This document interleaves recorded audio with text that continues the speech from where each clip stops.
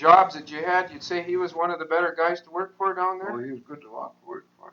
Oh, Harry Tweagle. Oh, that was his name? Yeah. Harry Tweagle? Uh-huh. So he'd say, if you want a turkey, go get it? Yeah. You wanted anything you wanted to eat, John? He says, there's lots of chickens there. And there's lots of turkeys. Mm-hmm. Anything you want to eat, I'll just go and get it. Do you have a vegetable garden too? Oh, we had a big garden and lots of fruit. Uh-huh. There was pears, cherries, peaches, anything you wanted, it was there. Yeah. Now, he said, when you go home, he says, you got a little truck, you just load it down. He says, all she can carry. He says, I don't know how much you're going to charge me for that, Harry. Oh, hell, he says, you work here, I wouldn't charge you a damn cent for it. Yeah, that's kind of nice when you meet guys like that. So your mom was pretty happy when you rolled in with all that fruit? Oh, yeah. She must have bought sugar by the ton. Oh, Dad She did all that canning. Dad always sent to Vancouver, where the Woodwards and get all his groceries come up on the CPR. Sugar too? Sugar and everything. 100-pound bags of sugar, right? Yeah. You didn't mess around with the little sacks. Oh, no. Not when you're preserving all kinds of food like that. So we went down to Vancouver, and first place Dad went to was the Woodwards. He went in and he asked one guy, who's the manager here? He said, that guy over there. So Dad went to talk to him. And the guy says, what's your name? He says, Roberts. Oh, hell, you've been dealing here. He says, for how long? Dad says, oh, for a hell of a long time. He says, what do you want now? Oh, he says, we got a truck and we load that down with whatever we can get from here. Well, he says, there's the story. He says, just go and load your truck up. That's how much you're going to charge me. Oh, hell, you've been dealing here for so long, I wouldn't charge you a damn cent. He says, fill your truck up whatever you want. Gee. Sugar. Oh, that was Woodward's. Yeah. Get sugar and coffee. Get a sack full of coffee. And all the sugar we needed, and anything you wanted to eat. There was all the fruit. And anything you wanted to eat. There's the story down there, Alonzo. I'll load your truck down.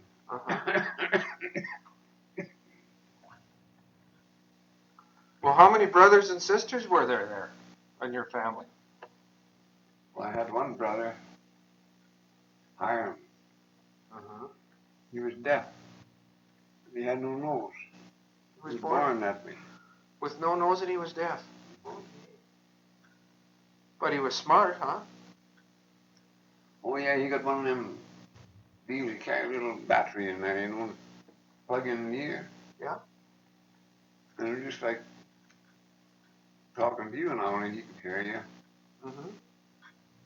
What did he end up doing? What did Hiram do for a living? Oh, he went to work. He was a good worker.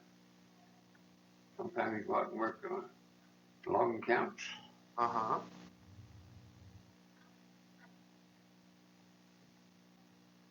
He liked working for the farmers better than going to the logging camps.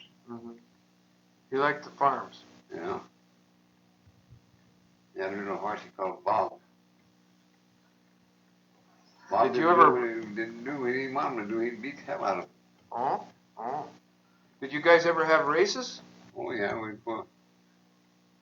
The Indians all had a racetrack there. Did you enter? Oh, yeah. You entered too, huh? Oh, sure. Anybody come along, like, go and use the horse, use the barn. There's the racetrack. So you raced Dan? Oh, yeah, I raced Dan. And your brother Hiram raced Bob, huh? Yeah. Now the question is, did you ever win? Oh, yeah. You did win, huh? Oh, yes.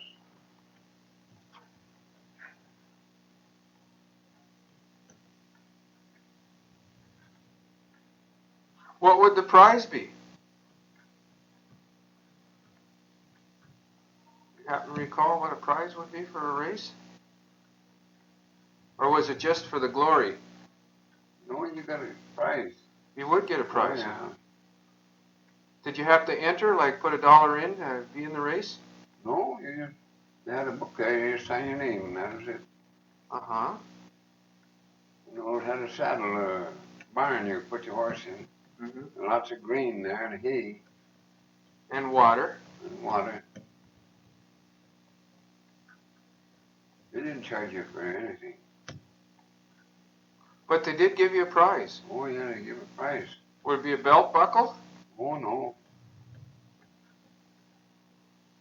That's what they give nowadays if you win a rodeo or something. They give you a silver belt buckle.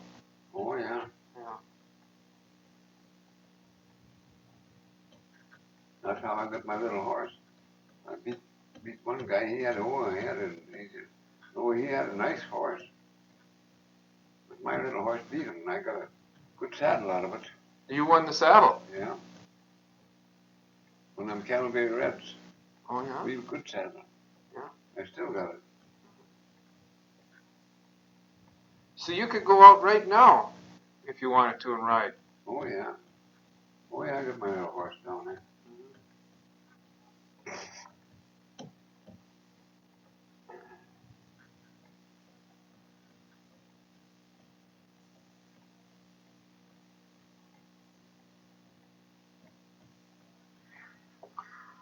Yeah, well, what time do you eat?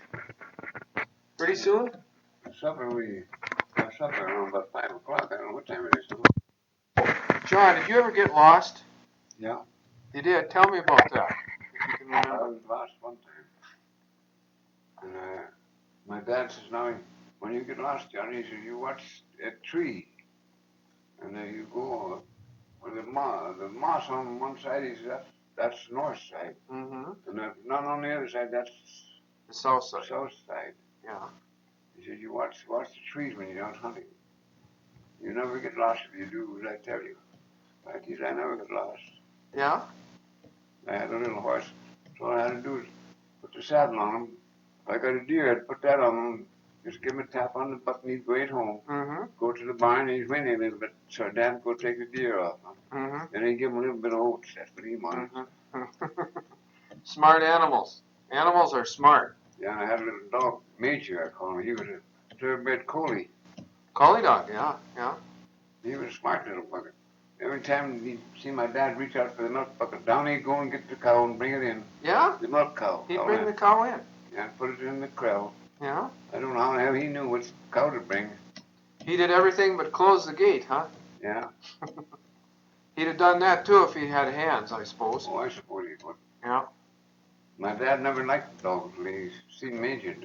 See, he used to have to walk down the field and bring the cow in himself. Right, yeah. But when that Major would go down, he'd bring the cow in, put it right in the corral. Mm-hmm. So Dad had to go down and milk him. Mm-hmm. And Dad, the dog would be around, and Dad all had a little saucer there and give the dog a little bit of milk. Oh, well, That's what he wanted. that was his reward, yeah. Yeah. Major. Major, yeah. Yeah. He was a thoroughbred collie. You ever have cats? Oh yeah, I had one big yellow one, a long-haired bugger. Oh, yeah. Did you ever have any trouble with coyotes chasing your cat or your dog? No? Around here, they have trouble with the coyotes. Oh? Taking after the livestock, the pets, you know. Shoot Cats the are- buggers. Yeah. Can't shoot them in town, though. Well, out of town like up here, you can shoot them. Out of town, you can, yeah. You're not supposed to injure them. Did you ever have coyotes come around your chickens and stuff? Yeah, What'd you do there? shoot the buggers. You did. You have to stay up at night, though. Well, you get up early in the morning. That's when the buggers would come around, you know. Early in the morning. Yeah. That's when they'd come to the chicken house.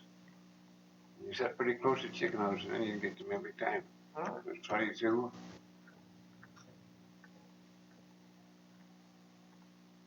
You never used your shotgun very much. No, no. Shells too expensive or what? Well, the bugger would kick you too hard. Oh, that was it. Yeah. Damn near broke my shoulder. Them big old shotguns, Double barrels? double barrel buggers. You pull them both triggers at the same time. Geez, it really kicks. You're not supposed to pull them both at the same time. No, you're not supposed to, but sometimes I would. Mm-hmm. And you'd be lucky to find anything of the grouse, right? Yeah, boom on to hell. Feathers floating all over the place.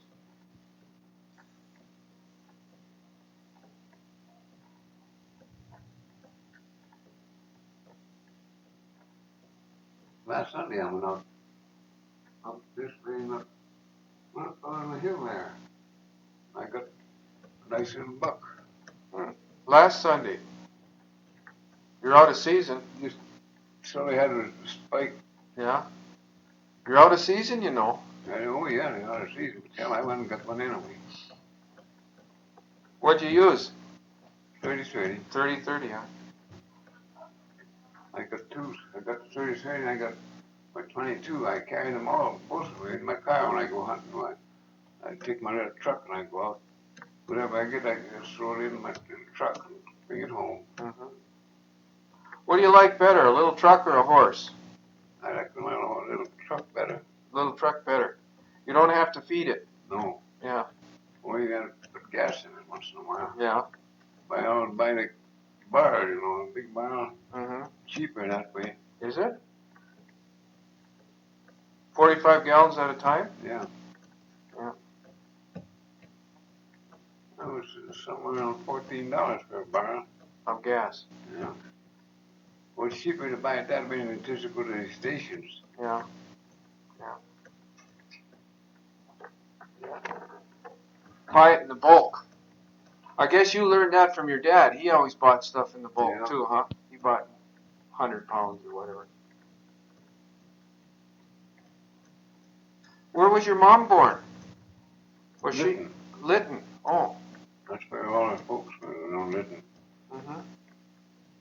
Did she come from a big family too? Oh yeah, it was a big family then. I've got 4 brothers and sisters myself. Yeah, I went down to see them one time. There was 14 boys there. All from that side up. Yeah, from 3 feet on up, huh? Yeah. When they went hunting, they always come back with a deer. They better with 14 mouths to feed. I'll bet a deer didn't last very long around that house. No. Didn't last too long after you took the hide off. By the wasn't too long by they had to go out and get another one. Yeah. Oh yeah, they always rode a horse when they went out. So it didn't take them too long to get a deer and come back. Oh, it took 2 horses. One they put the deer on, and they'd hit him in the ass, and he'd go right back to the house. Mm-hmm. Go to the barn, and he'd whinny a little bit, so you go and give him little oats. Mm-hmm. Yeah.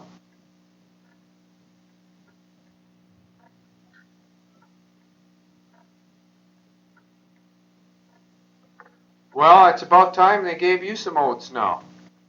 Just about supper time, I think. I don't know what time it'd be. I believe it's around 4:30 now. Well, it'd be about Yeah. take time to get supper first. Yeah. Yeah. Maybe I better be rolling along. But I just thought I'd get out for a walk and drop by and say hi to John. So Sure. here I came. Yeah. So we'll.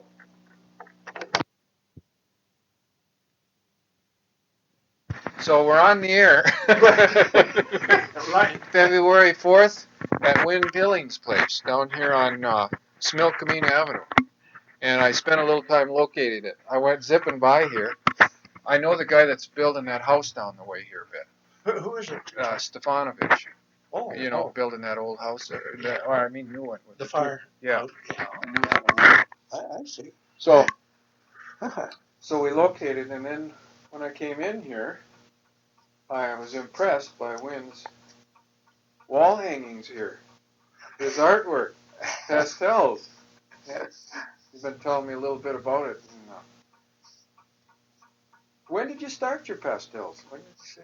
Well, two things I never had any problem with in school, John, was my artwork and my handwriting. Oh, yeah.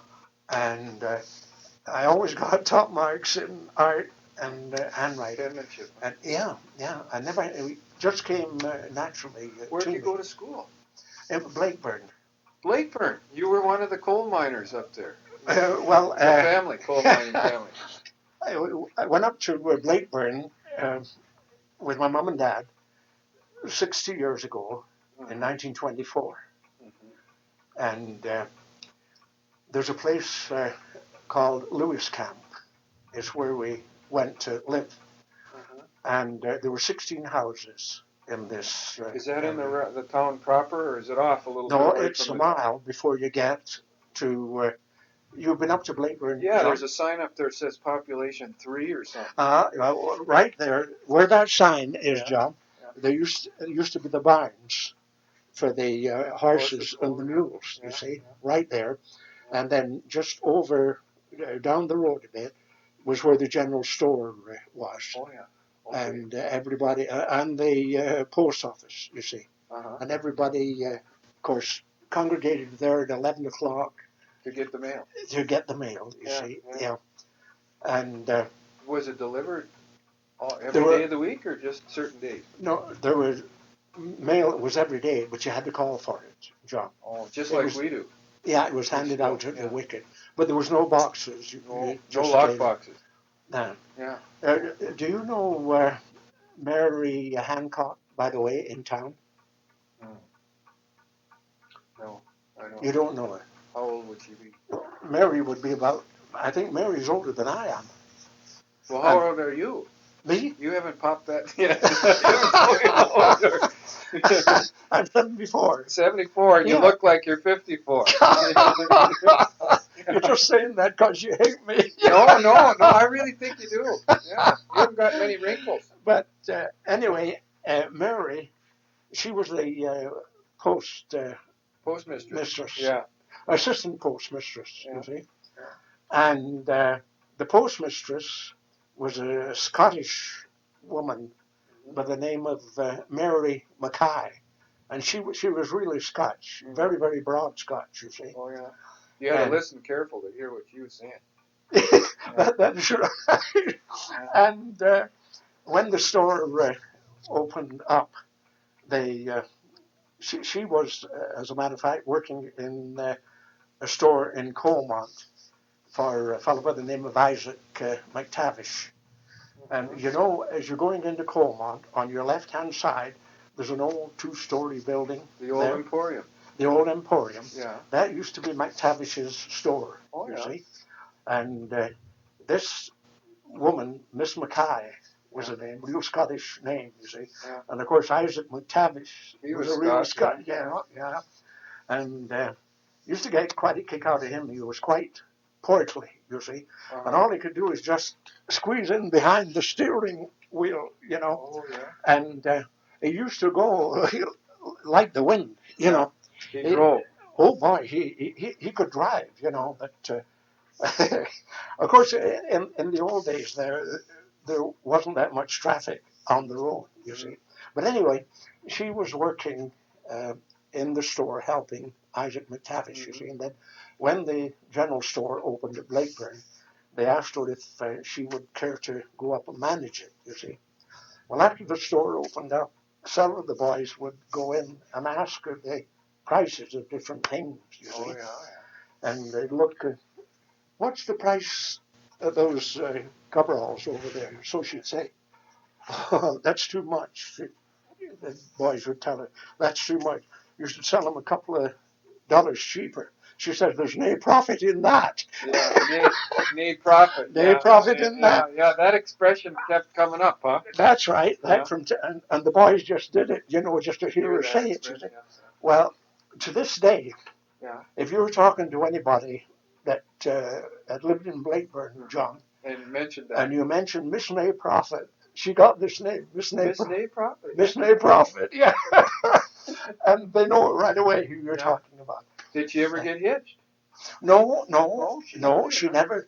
She and a fellow by the name of Bill Waddell Yeah. went together. Yeah. But they were never married. Uh-huh. Bill, he stayed in the big, what we call the big bunkhouse. Uh-huh. That was just down from the general store, you see. And Miss Mackay, she had her own place up on the hill. Uh-huh. And they went together for years. Well, up until the time that Blakeburn closed down. Yeah. And they would come into Princeton here every Saturday night and go at the show. Oh, yeah. A lot of people thought they were married, but they weren't. They weren't married. Did she die in this area then? Pardon me. Did she pass away here? Or? She was still living a year and a half ago. Right here. Not here, but Oh. in Vancouver. Oh, I And this woman that I've told you about, Mary Hancock, she saw her in Vancouver, you Oh, see. yeah. Because they were all buddies, you see. Yeah, yeah. And she was still alive at that time. And she was always real spry. And I'll tell you, John, two more lovely dancers you would never wish to see than Oh, those two.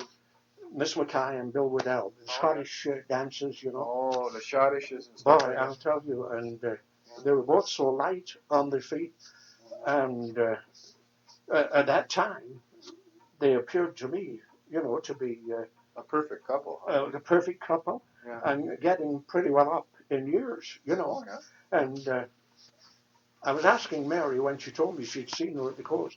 I said, "How old was she?" And she said, "She was 94." 94. So- And still getting around. And as far as I know, Yeah. and I never thought when I was talking to Mary just before Christmas time, you know, I never thought to ask her how if she had seen Miss Mackay in the meantime. Uh-huh. But next time I see her, I must inquire because I'm always interested in knowing, you know, about the So, old to, folks. to diverge a little bit from that, did you go to school in a school right in Blackburn, or did you go down the hill to Colmont? No, There was one Um, right up there, huh? there was a one-room school Yeah. at Blackburn there, Yeah.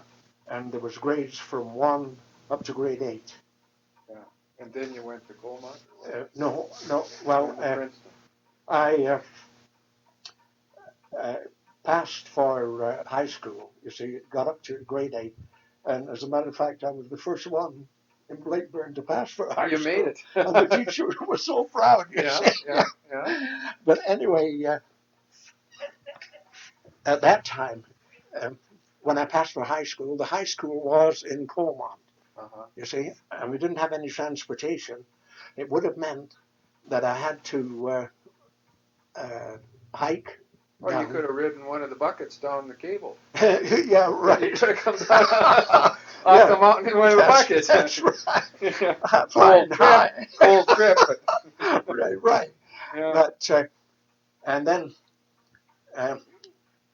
I started work um, as, as soon as I had passed for grade 8 because, like I say, I didn't have the transportation, and I would have to have quit school anyway, because 6 months after I started work, my dad took a bad heart attack, and he never worked from then on. You see, and at that time there was no any great amount of relief or anything No like that. You see, compensation or anything.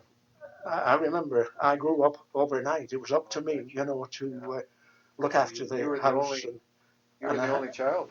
well, that's right. Yeah. And I remember I got a 6 foot 6 crosscut saw. You see, we used to go out and cut the trees down for firewood for winter and cut them up in 4 block lengths, and then drag them down the road to home, and cut them into block lengths, and like for the winter, you see. And we put so much wood in the woodshed for winter, and that along with the coal, you bought it from the mine, and it was $5 a ton at that time. Yeah, and beautiful coal. Oh, hot beautiful. coal. Yeah. Hot coal. Yeah. Beautiful. Well, it was as a matter of fact, when Blackburn was operating, John, the Blackburn steam coal was considered the best in North America at that time. Well, it burned the grates right out of stoves if you didn't know. Oh, They were yes. so hot. Yeah. Yeah. You know who told me that? Who? Jack Milne. Yeah. Jack was a steam engineer here That's on correct. some of these places in He worked out at the Tuolumne mines there. Yeah. That's correct. That's correct. And he says if you didn't spread it on thin and evenly, it'd create hot spots and burn right through. Oh yeah. The cast iron grates didn't last any length of time at all, and the side cast iron plates that used to be in the stove, they would burn out. They'd buckle up in no time at all. Yeah. So they had a steady job at the machine shop, cutting 3/4 plate. Yeah. You see, you'd measure your length of your firebox, and you get 2 of these 3/4 plates. Ours was 6 by 6 by 19. Uh-huh. You see, and the plate was 3/4 of an inch thick, and you put one of them on each side, and they would outlast the cast iron 3 or 4 times. Oh, You know, they would buckle, Uh-huh. but then it was a long time before they They ever were in there burned. loose, so, huh? Pardon me? They were in there loose? Well, They were laid in loose? if you or- measured it snug enough, you Yeah. could tap it in, and it would seize itself in Yeah, there right. between the ends of the firebox, John. I got you on that, right. Yeah, yeah. But you had to keep the home fires burning, huh? Well, that was right. That was your like job. I say, I grew up overnight. Was your dad bedridden? Your dad wasn't bedridden. No, he could move around. He spent most of his time on the lounge in the kitchen, you know, because if he did any amount of work, chopping wood or cutting wood was out of the question, you see, or even to walk, you know, any great distance was out of the question. And then finally his kidneys gave out too, you see, and then 5 years later, the day before my 22nd birthday, he died. And then after that, I looked more or less after my mother until she died. That could have been the reason why you have never married. You know, you felt Well, an obligation to your mother to take care of her. And true, John, I've always had so many things that I've been interested in. Yeah, You know, yeah. you take like my artwork and all that. I never really had time, but when I get to be 90, Then you're you'll going see to do then, some serious court. that's Well, you right. invite me to the wedding, okay? Well, I will do that, Okay, John, you for know. sure, yeah. Okay. And I think this is a good plan, John, because not many people die after 90. That's you know. right. Yeah, not many And I'll people make it there. Tell you another thing, John.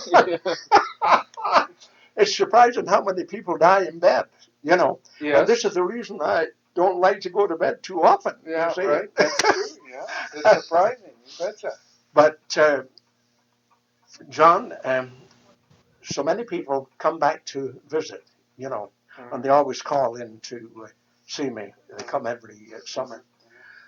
And each and every one of them say that Blakeburn, you know, our stay up in Blakeburn, where we were brought up, were the best years of our lives. I have heard that. I have heard that over and over. And then the Copper Mountain people say the same thing. Copper There was a Mountain was the same. same Copper thing, Mountain that was there the was same way. A community of very close, helpful people. Yeah, They helped yeah. each other, you know. All That's right, John. Yeah. And Well, tell me. Go ahead. At that time, you had to make your own fun, so to speak. You know. Yeah. Well, you take like in Lewis Camp where we lived, there was no electric light.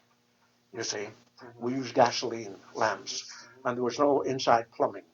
You see, and all the water had to be packed for the washing and what have you. Up the hill?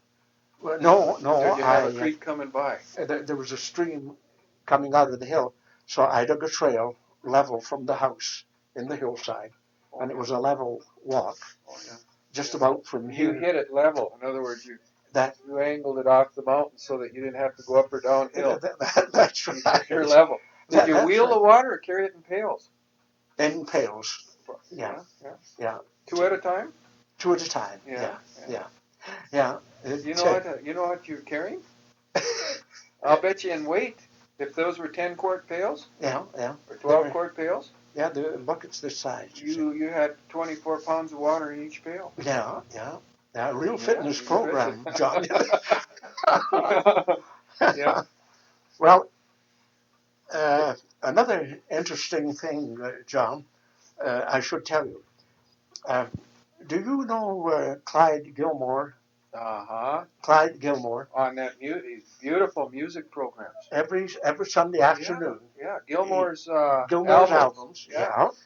Well, when we went to Blakeburn, 2 days after we got there, Mrs. Donald was in the house next to us, our neighbor, you see, and she came and introduced herself to my mother, you see, and she had a little girl there, 5 years old, just as cute as a little button, you see.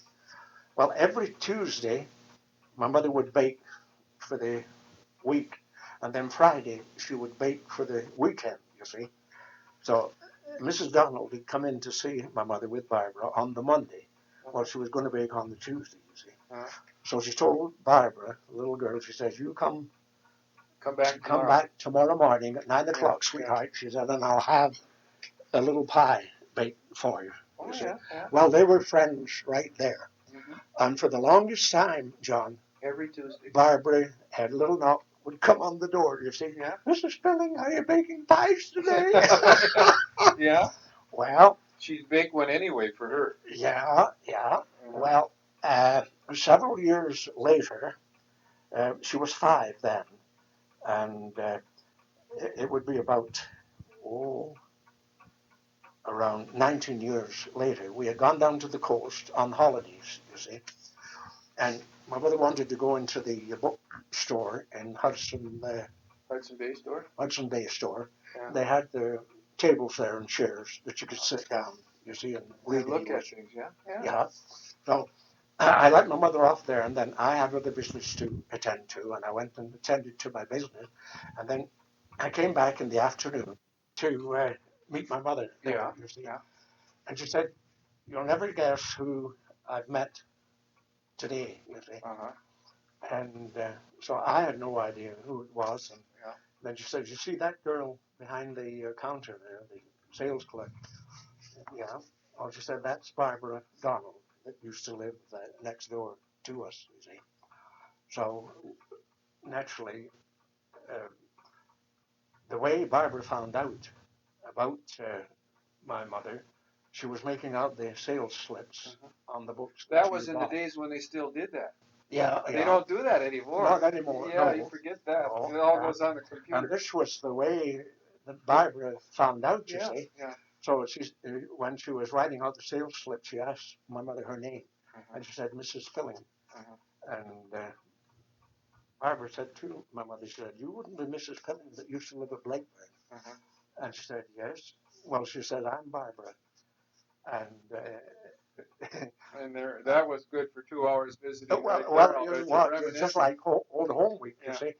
And then when I got there, it was a rehash of the whole thing again, you see. Because you'd grown up with it. That's right. How long were you up in there? In Blakeburn there for 15 years, John. Oh, that was a good part of your life. Oh, yeah. Were you there when they had that terrible when they had the explosion? blast? Yeah, I saw it when it went up, as a matter of fact. You were right there. I was right there. And at that time, first of all, I should say, when I started to work, I worked on the upper terminal. And when you first started in working there, they put you on the surface? Yeah, well, the upper terminal was on the surface, you see. Yeah. And your job was to, as the empties came in on the tram line and were lowered onto the trucks, you see, you pulled them back up. There was a hoist there and cable, and you pulled them back up until you had 42 empties. And then the electric locomotive, at that time there was a steam, it was a steam locomotive that they had at that time.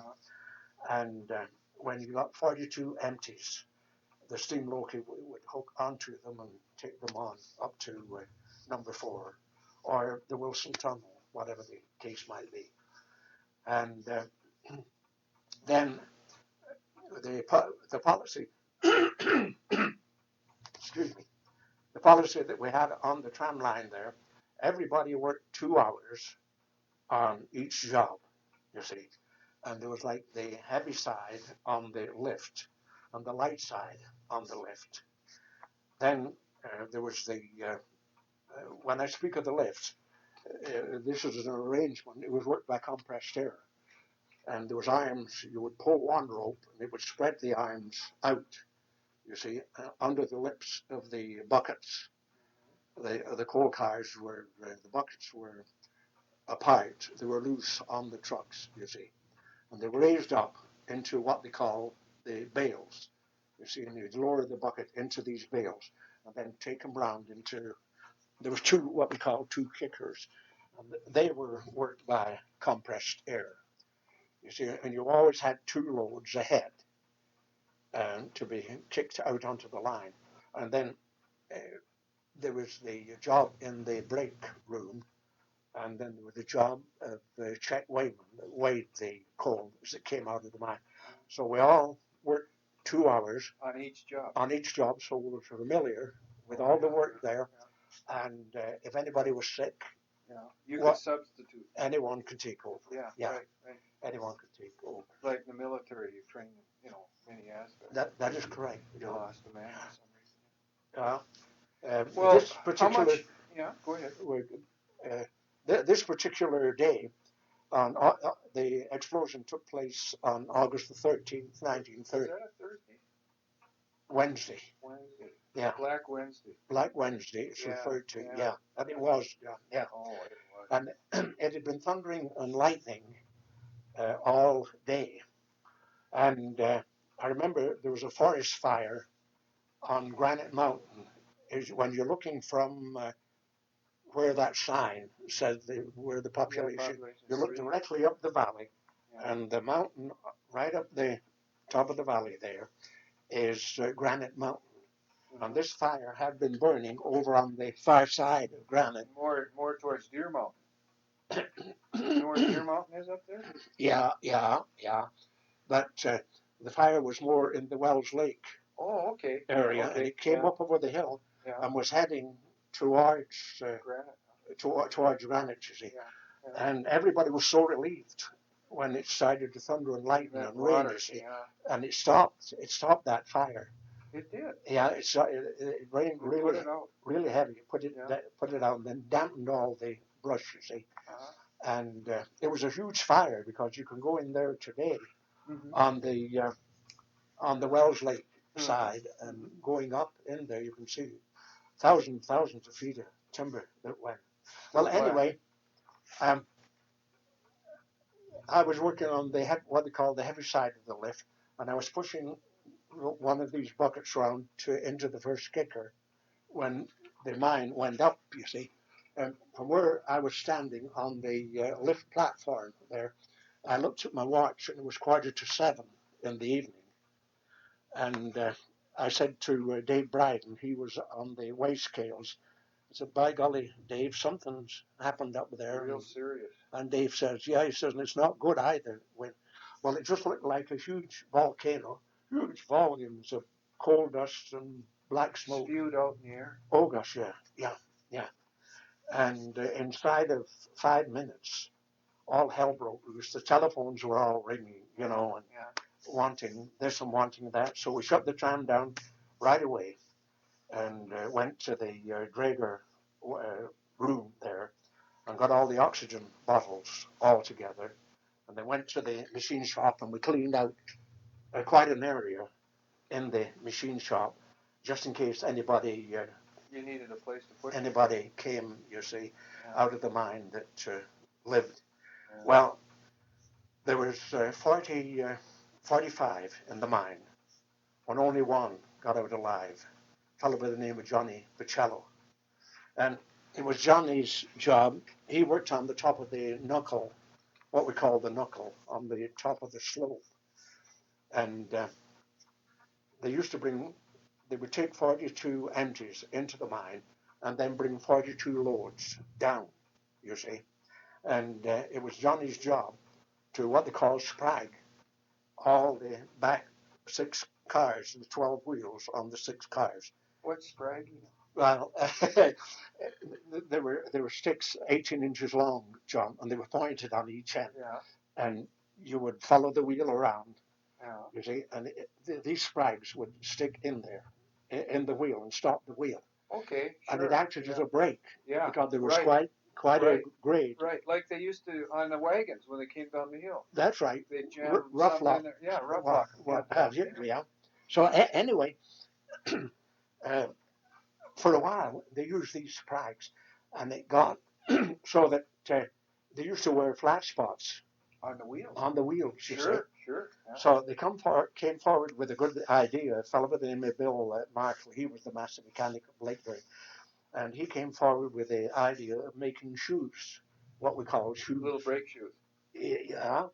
And all you did was just take these shoes and hold it in front of the wheel, and the wheel would ride up on the shoe, you see, And then it'd skid on and that. it would skid, and it was cheaper to build up the shoes. Yeah, you see. rather than chewing up the wheels all the time. That's Yeah, right. yeah. And speaking about chewing up the wheels and building up the shoes, we used to build them up with a cable, the old cable that came off the tram line.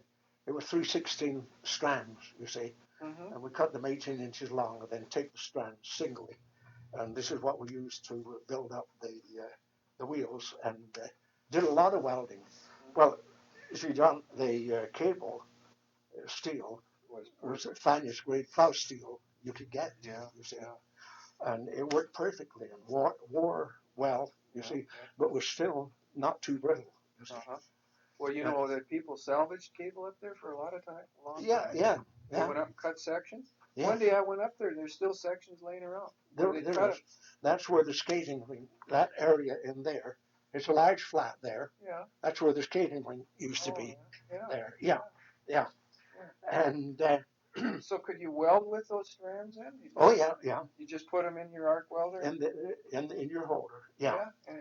And mind you, the arc was wild, you see, because there was no stabilized, there wasn't the stabilized coating. As a matter of fact, at that time, welding was more or less in its infancy. I'll bet you. Yeah, yeah. And when I look back, I only recall one welding rod, and that was Wilson 105, it was called. And it was a coated rod. And that was my first experience with the coated rods, you see. So it controlled it a bit better. Yeah. Well, yeah, because like when the rod is coated, the metal burns back inside this coating, and it stabilizes your arc. Sure, you see. It's right in the one spot. Yeah. You have better control. Yeah. But the welding machine that we had there, it was homemade. A fellow by the name of Tommy Brown. He was like leading hand in the electrical shop there, and he made this deal up, a transformer deal with 3 settings on it. You see. Yeah. Whereas the modern welding machines of today, you can set your amperage, you can set your voltage, and everything is perfect. You see. But they don't make them like they used to. I'll bet you we couldn't even. I do a little welding, not much, but a little. I'll bet I couldn't have even welded with one of those. No. You learned the hard way that time. Yeah. And then we used to weld the mine drills. They would break. They were high carbon steel drills, you see. And so when we got several of these drills broken, then we'd have to work the graveyard shift between 12 midnight until 8 o'clock in the morning. You see. Overtime. Or did you get overtime then? No, there was no overtime at that time. Just straight. There was no union there at Blakeburn. Yeah. And we would work. Sometime we'd have to work Saturday nights. You see.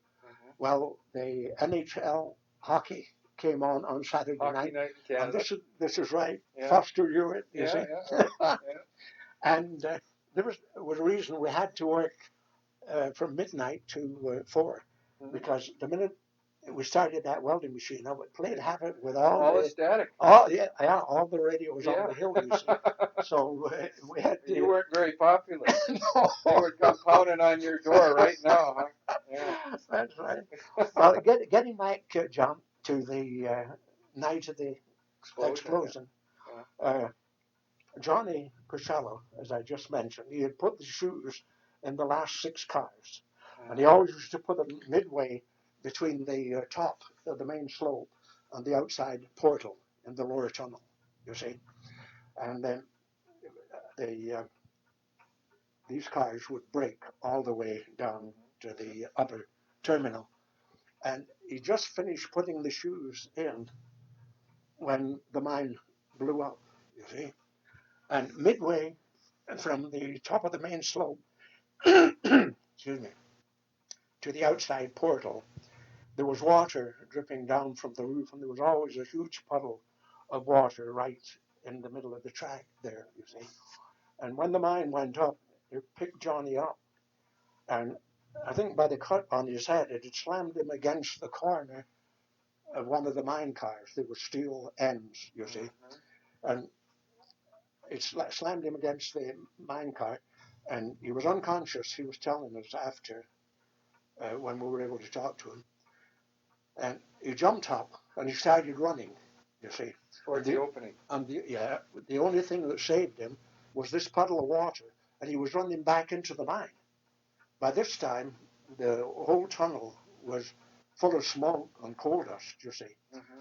And this is what saved him. He hit the water. As soon as he hit the water, he turned around and Went headed the other way. and he just made it to the outside portal, and he keeled over.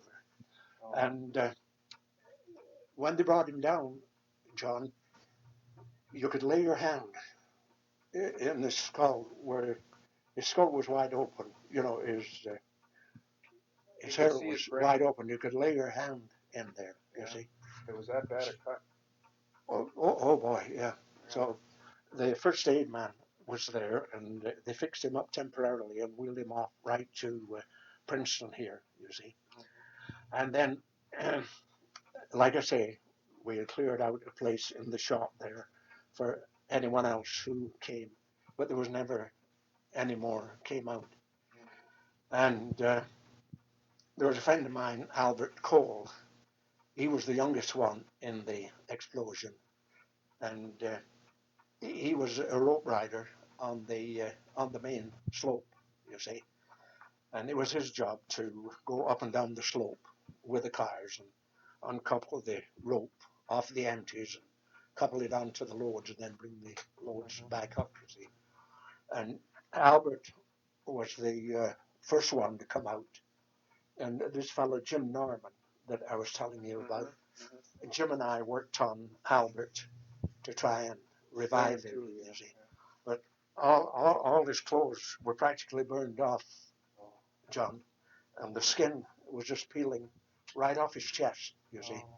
And we thought at first that there might be a spark, you know, a spark of life. And we worked on him for a long time, but I helped Jim. Jim was a good first aid man. Yeah. And then the doctor was there, and he said it was hopeless. And then the hoistman, Clip Smith. Clip would be, he was close to 60 at that time, and he was a Christian. One leg short. Yeah. And he walked with a walking cane. But boy, he was one of the finest hoistmen in Blackburn. That was why he was on the main hoist, you see, at the top of the main slope. And the blast had evidently come up the slope. And Albert apparently had been looking down the slope. Oh. You see. And it hit him in the face. What actually took place, the whole thing, John, was a mystery about that explosion, you see. Because 6 cars had gone down the slope without the cable on, you see. Now, we figured whether Albert had missed the cable or what, I don't know. It's just what had happened, but whether they could have been that the force of the explosion had sucked these cars over the knuckle and went down. They went midway down the main slope and then piled up and just sealed the main slope right off, you see. And Albert, it seemed as though he had been looking down there. This is where he got the full force of the heat, you see. And the blast came up, and how the blast never came out, you know, you would all think that force will always take the line of least resistance, you see. Yeah. Well, when they come up the main slope and the lower level coming out to the outside, where they swing the loads out, it didn't come out that way, not the force of the blast. But there was a certain amount of force when it picked Johnny Pacello up and slammed him against the car, you see. But the force of the blast went on up past the main hoist at the top of the main slope and blew this old gentleman, Clip Smith, out of the back of the hoist room and out. He was about 75 feet out into the level. He was dead too, you see. And then the force of the blast continued on up the old slope and came out of the top tunnel. And this is where we saw all this that black coal dust ash. coming out, you see. And to show you the amount of force that was there, John, all the timbers in the top tunnel, instead of being straight like that, they were all leaning over at a 20-degree angle. Now, when you take into consideration the weight of the ground on those timbers, Yeah. Oh, you know the force that came out. awesome, huh? This is Yeah. terrible. Yeah. What caused the blast? Is that still? Well, this is something, John, that was never quite. Was there any gas down there? Gas? Gas? Was there any? No, gas? John. You suppose it was a dust? Well, my uncle was quite a man in the mining deal there, and for a while he was, in the early days, he was assistant manager at Blakeburn for a while. Then he left and went back to the coast, and he also worked out here at Blue Flame. He was the manager out at Blue Flame coal mine out here.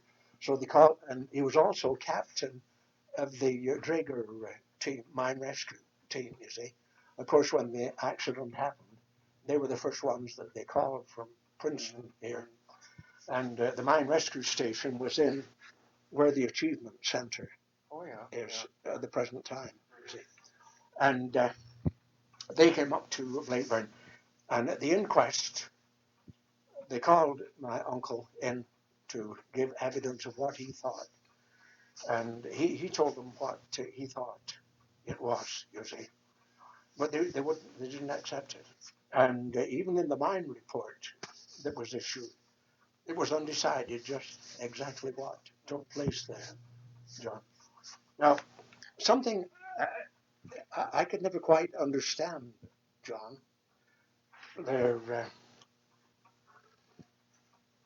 like what we call the crosscuts in the mine. In the hard rock mine, they call them drifts, you know. I know what you mean. And here the crosscuts, and they would about 100 feet apart, you see, and then they would go in 100 feet, come up 100 feet, so that they get air circulation, you see.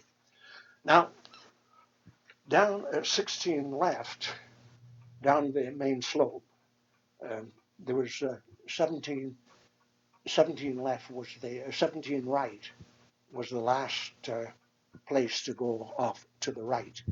And it was all fire in there, what they call the gob, you see. And it was worked out. So this is the reason that it couldn't have been a gas explosion, because if there had been gas in that mine, it would have gone up, you know, long before it did. And there was one place up in the upper levels of the mine that caught fire. And they had to seal the place off, you see, with the cement stopping. And the stopping was 8 inches thick, John. And you could stand at that stopping and listen. And it was just like a blast furnace, the roar in behind this stopping. And you couldn't put your hand on that stopping. It was so hot. So you see, gas, as far as causing the explosion, was out, you see. It would have ignited long. It would have gone up long ago. Yeah. Well, you see, John, there was terrific heat with this explosion, as was indicated by Albert being all burnt, you see. And the fellows all in 16 left. You came down the main slope, then into 16 left, then there were 2 slopes down from 16 left. And the miners down in 1 and 2 slope, they were walking out. They knew something had happened. You see, now, when you stop to think, John, as I just mentioned, all those timbers being pushed out, the force that was there. Now, where did that force come from? You see? And you say they were walking out. They knew something was They, wrong. oh yes, a lot of them lived quite a while after the explosion, John, as I will tell you. Okay. You see, Yeah.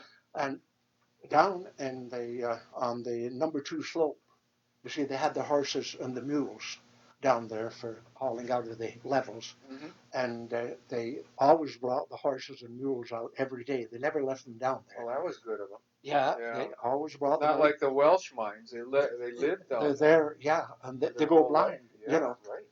And anyway, what the boys, the drivers, used to hang on to the mule's tail or the horse's tail. Did a pull. Yeah, to pull up the slope because the yeah. slopes were like Help that. them walk up the hill. John, yeah.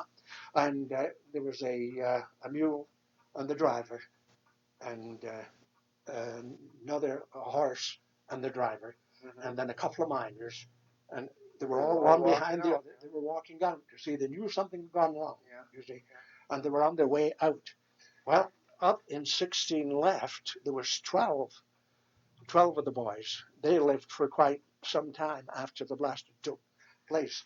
And there was an old fellow by the name of, I forget his name, but I can see him. And when he was found, he was sat, and he was what they call a fire boss.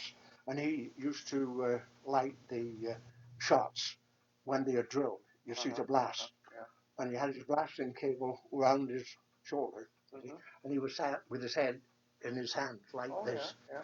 Just Right. waiting. Yeah. He knew something had gone wrong, you see.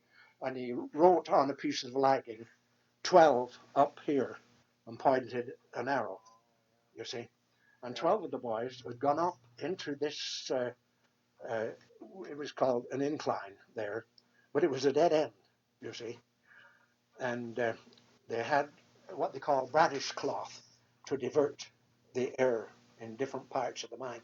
And the boys had got boards, pieces of boards, and bradish cloth, and sealed themselves in Made a there, you barricade see. there, yeah. And they figured that there might be a chance, you see. Yeah. And then they broke open all their lamps. They only had one lamp to use for light, you see. So they preserved the light in their batteries by breaking them open, you see.